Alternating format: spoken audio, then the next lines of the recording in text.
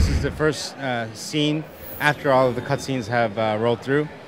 So you're basically this little boy who's been cursed and has been locked up in this castle. You will eventually find that your motive is to escape. So each of these rooms or maps have little puzzles scattered here and there. Obviously, for the sake of demoing this on tape, I'm going straight to the tricks.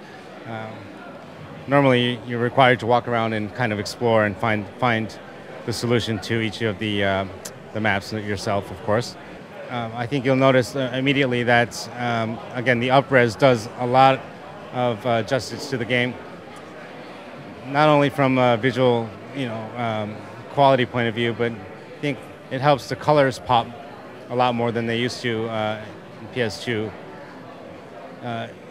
Even considering the fact that these games were kind of designed with an intentional grainy effect on screen, it works very well. And again, the architecture of some of these castles, how they're designed, the depth of field, the feeling of height implemented into some of these camera angles are, I think, again, it was pushing the boundaries back in the PS2 days. It was some of these scenes where you can see the height. This makes me a little nervous, just looking down at like this. And again, the up-res really helps enhance that element significantly. Too bad we cannot shoot in 3D, because this looks fantastic actually with the glasses up front.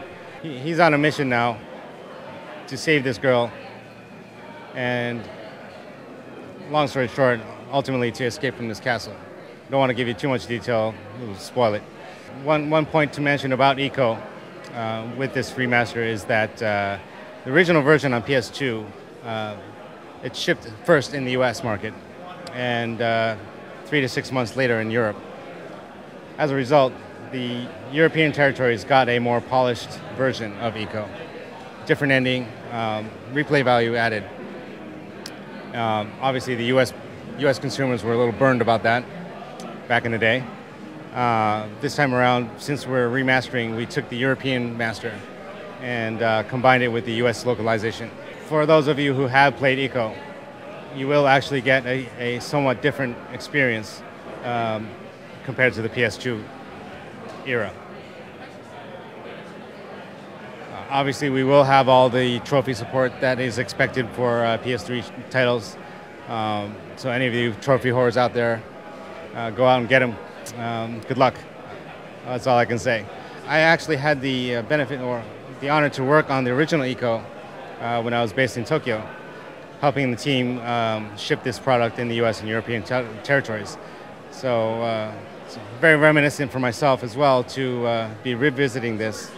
I actually was interviewed back in 2008 on our PlayStation blog, in-house website, during which I actually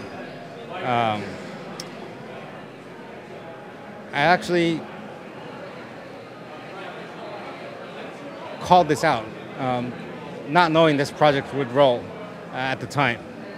The question to me was, if there's any PS2 title or any title that I would like to see on PS3, what would be it? And my answer was Ico. Never did I know at that time that we would be doing this, so personally that itself is a great surprise to me. Now, as you saw, the girl has a fictitious language, so does the boy. They have different languages.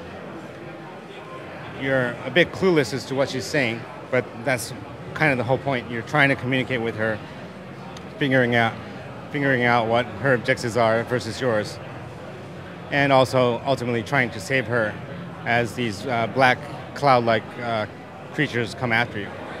So basically, she's a little helpless girl. Kind of had to navigate her or help her through your escape experience through the castle. So notice you're holding her hand and kind of escorting her through all the way. This dynamic will remain the same throughout the game, so you have to kind of keep an eye out for her. Otherwise, she'll kind of wander off. You do also build kind of a relationship with her, a trust relationship with her. So she will tend to follow you a little better as the game proceeds. But at first, you'll find that she kind of wanders off.